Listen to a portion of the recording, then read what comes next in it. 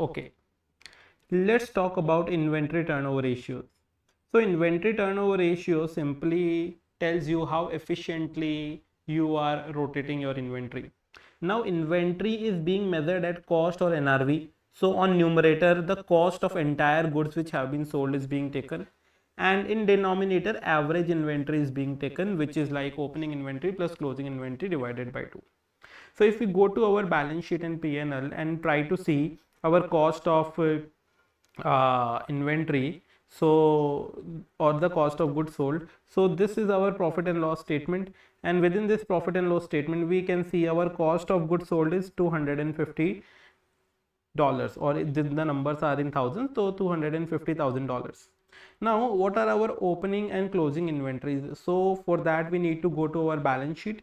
In our balance sheet, within current assets, the inventory is mentioned as opening is $80, and these are in thousands, so opening is 80, and not opening exactly, this is current year, so basically we can say closing inventory is 80 and previous years, which is opening for current year, is 70.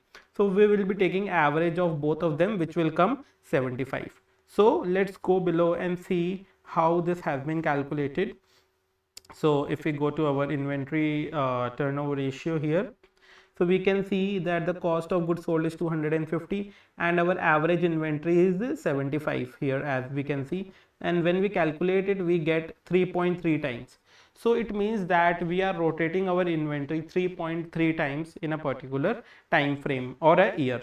Now why the companies need inventory turnover ratio? Firstly, it shows how efficiently the company is managing their stock. The more turnover or inventory turnover is happening, the efficiency is higher. You can see if the turnover is lower, too much stock is available, right? Because let's suppose you are having inventory turnover of 1, which means that in a year you are selling your inventory only one time. If you are having inventory turnover of 2, it means that in a year you are selling your inventory 2 times. So if the inventory turnover is lower, it means you are having too much of stocks with you, so the stock may get obsolescence and there will be higher storage cost for you as well.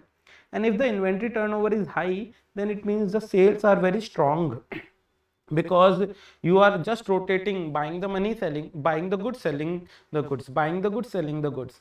On the next front, we can see the cash flow management. If the inventory is turning over faster, so it means you are getting more cash quickly, because selling the inventory, they are converting into debtors and debtors are paying you, so faster money can be received. And it helps to decide the business how much to reinvest in inventories, because they need to know that total inventory turnover is how much, and based upon that how much reinvestment is needed. You can compare with your competitors and company peers as well. For example, a grocery company can compare, or a luxury car dealer can compare with others as well, and investors confidence is also seen. Now if we see the real world example, so if we see the example of Walmart is having very high turnover, inventory turnover, right? Why? Because the groceries people are purchasing, Walmart is selling very quickly basis, household goods are sold very quickly basis.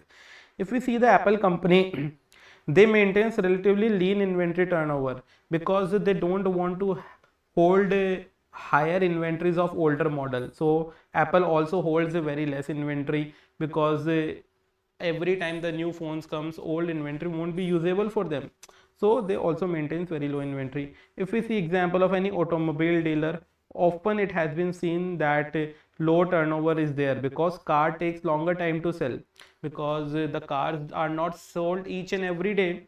So in those cases, automobiles and cars, and I can say motorbikes, the inventory turnover ratio is very less, because their turnover is low, because it takes longer time to sell.